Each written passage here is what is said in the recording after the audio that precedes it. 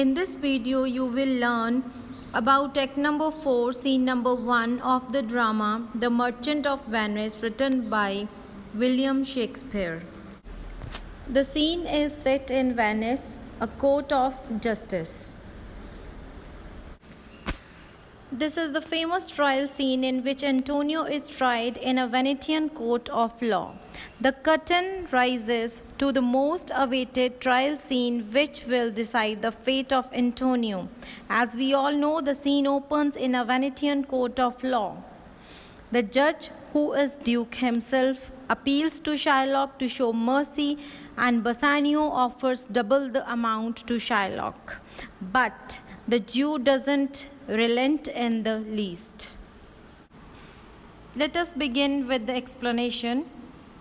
Duke says, "Is Antonio here?" Antonio replies, "Yes, Your Grace, I am already here." Now Duke is saying to Antonio that I am sorry for you.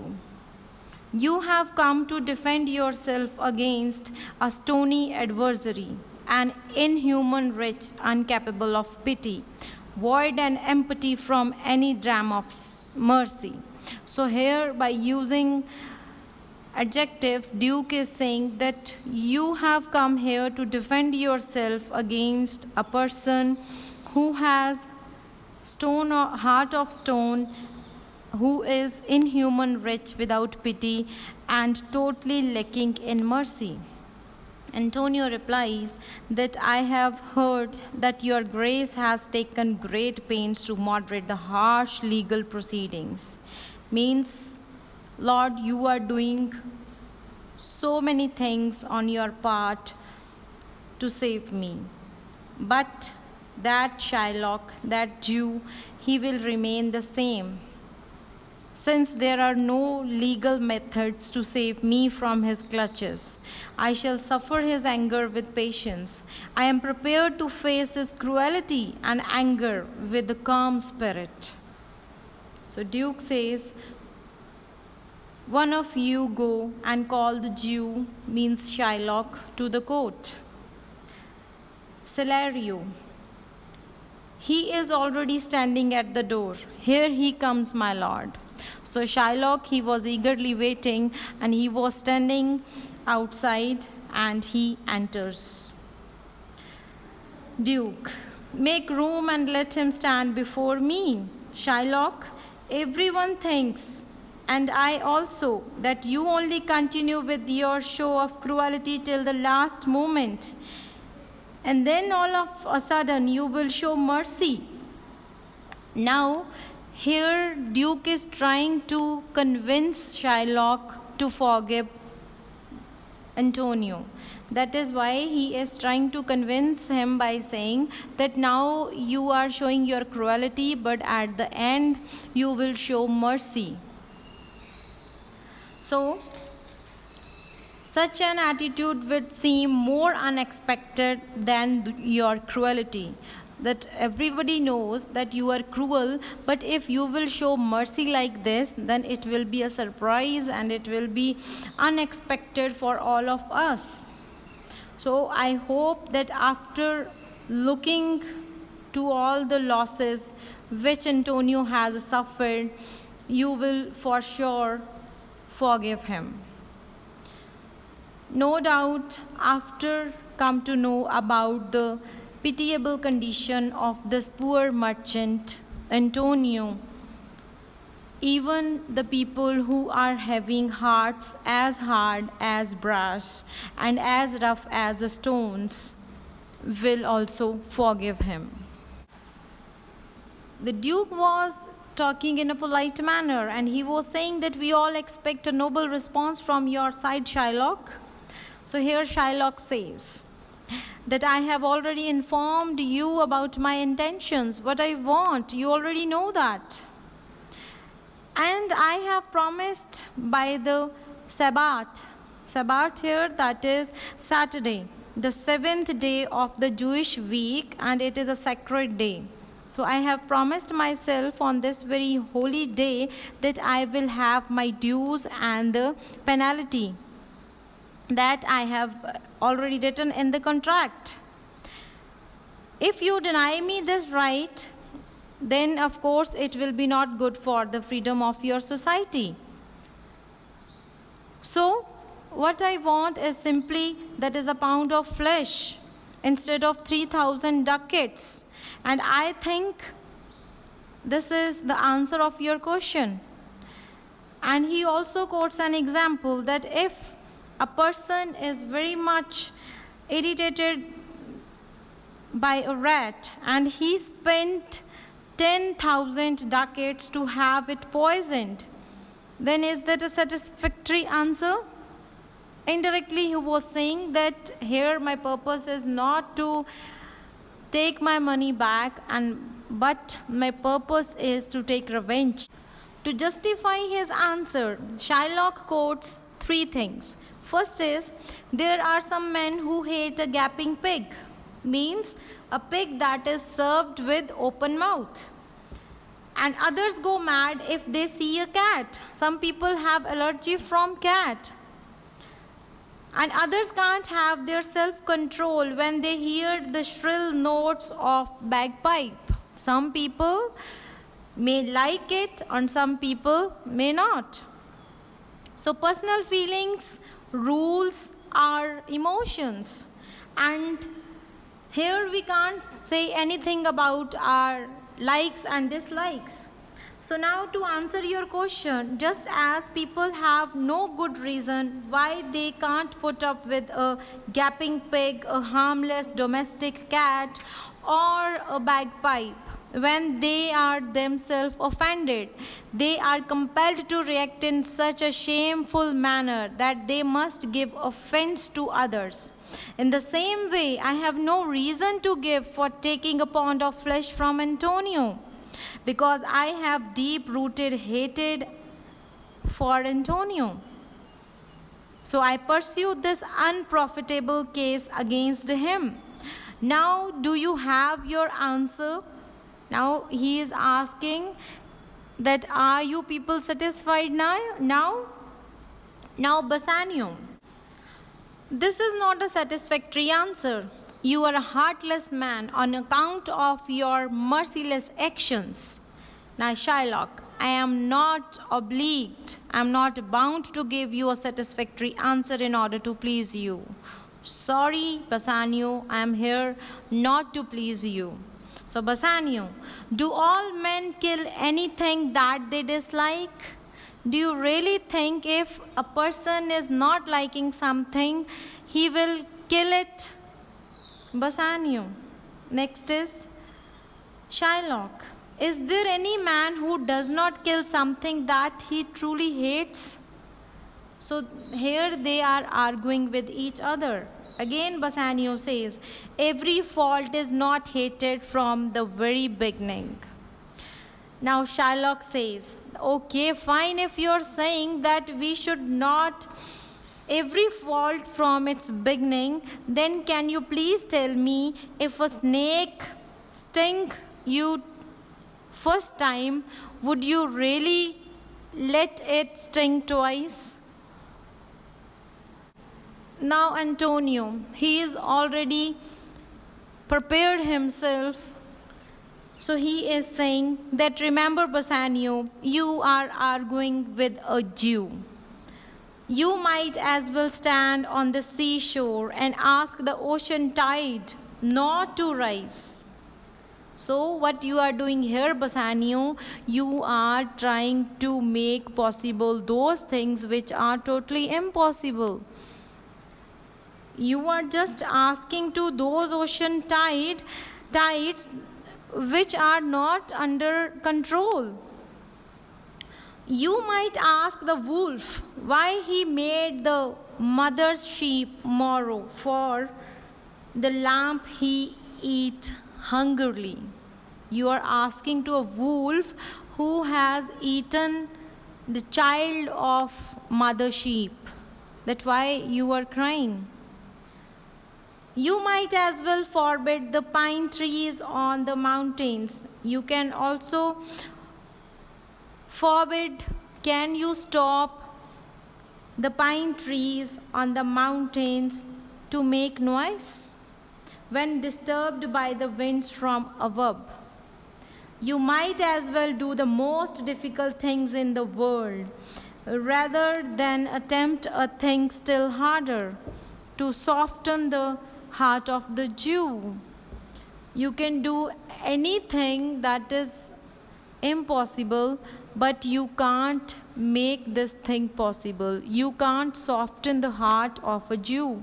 So I request you not to make him any more offers, not to take him any more steps, but with all due speed and simplicity, as it is convenient to you. Let me have the judgment, and let the Jew have his will.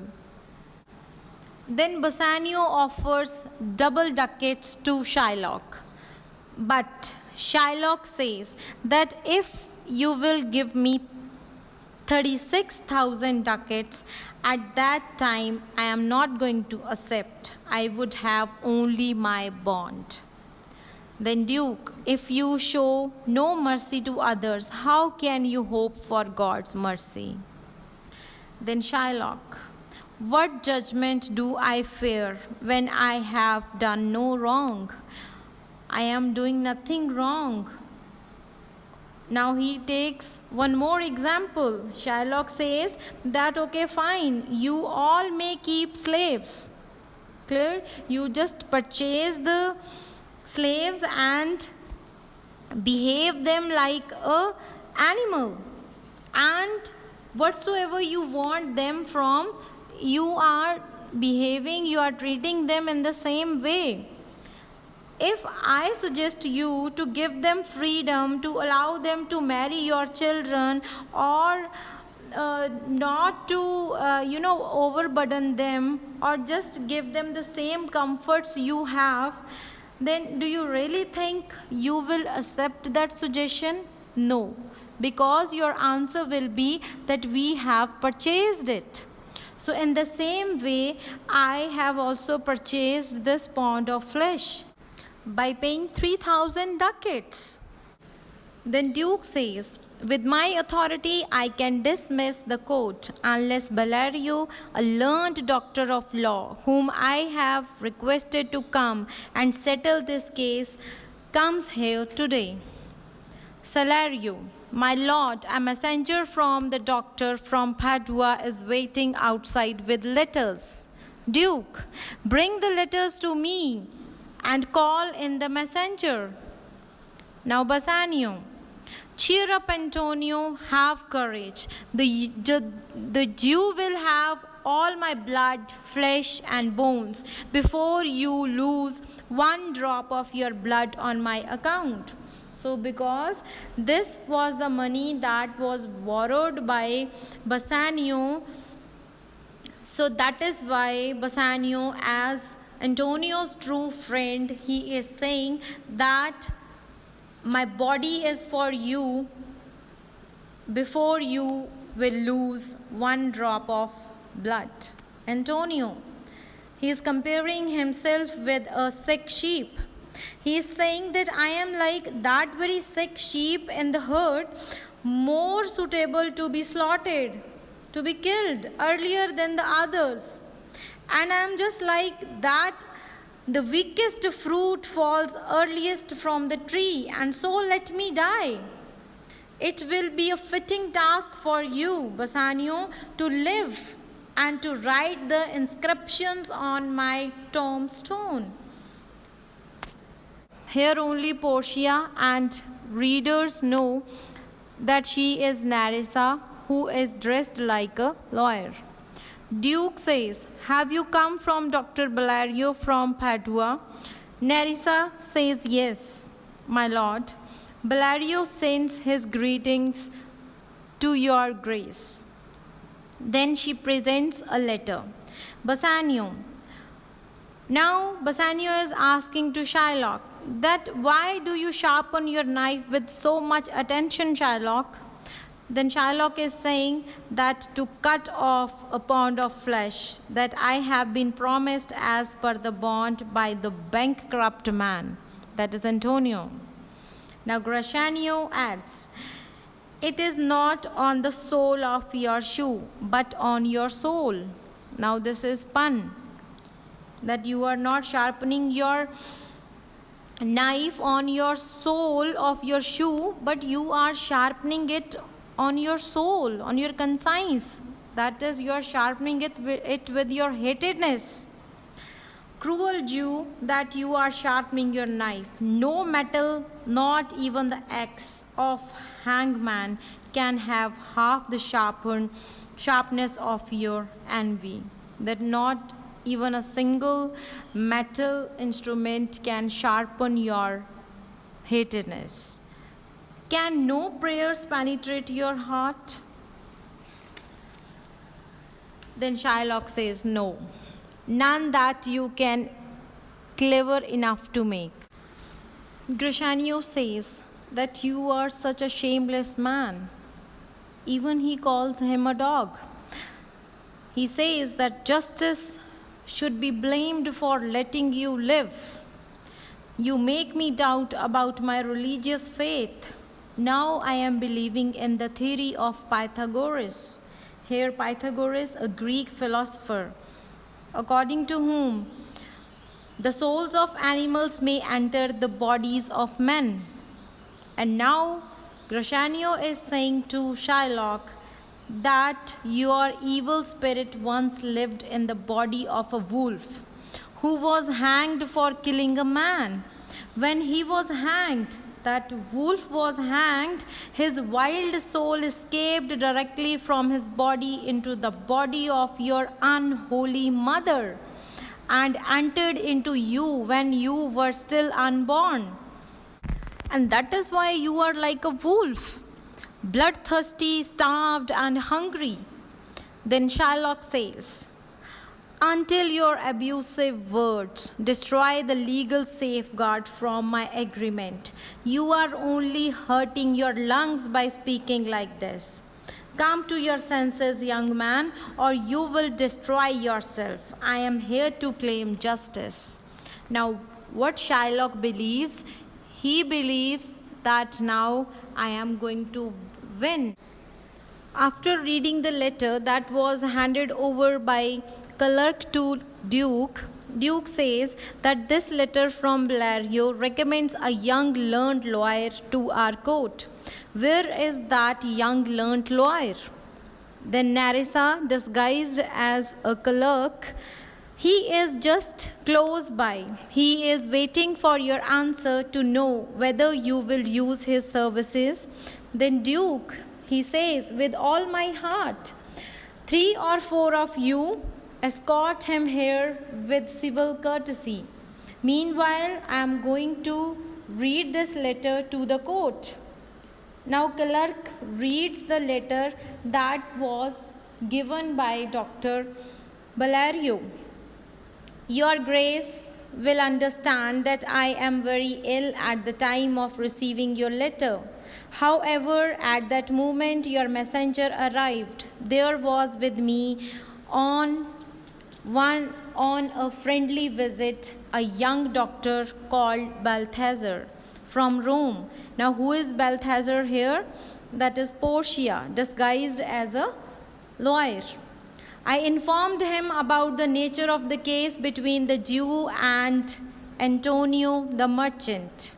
We consulted many law books together, and he is aware of my opinion about the case, along with the vast knowledge, the depth of which I can't praise accurately. So, instead of my visit to you, he brings my opinion with him. At my request, to carry out your Grace's request, let not his young age make you withhold your highest esteem for him. I have never known a young man with such deep thinking. I request you to accept him and try him. Then it will be seen how much better he is than my praise. So, no doubt, he is young in age, but please don't go for his age, go for his experience. So, Duke says, you heard what the learned Bellario has written. So now Duke says that I hope you all are aware that what was written in this very letter. So what I think is that the young doctor called Balthazar, he is about to reach. The doctor himself, he is coming in the court.